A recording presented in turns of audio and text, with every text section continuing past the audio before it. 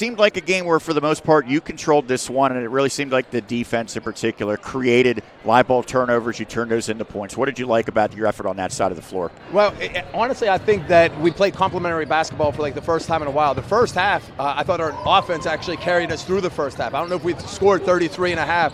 And that came from supplemental scoring other than Berger, which was very nice.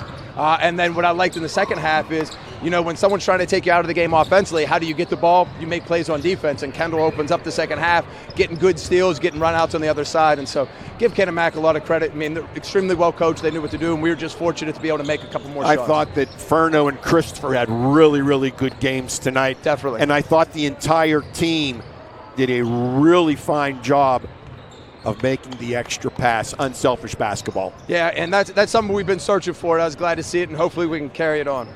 I know you haven't played Canon-McMillan for a long time. Yeah. You didn't even remember the last time. It was 2017. Do you as a coach enjoy going against an opponent you're not familiar with? Definitely, love it.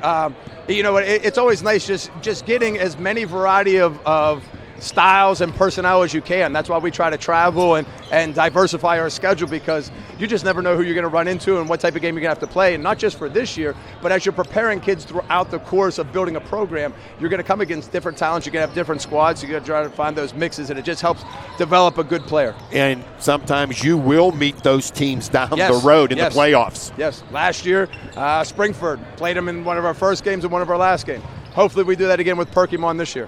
Final thing for you, 3-game losing streak probably hasn't happened very often in your program's recent history. To get out of it with that road win against Mount Lebanon and now stack wins, how important is it for where you want to get?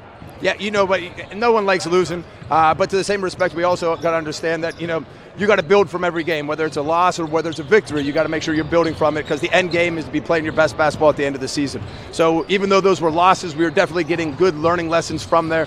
And so I'm proud of the girls of how they were able to transfer those into the game. Thanks so much for doing this, Brian. Thanks. Congrats on the victory. That is Brian Brozeski, the head coach for the Norwin Knights.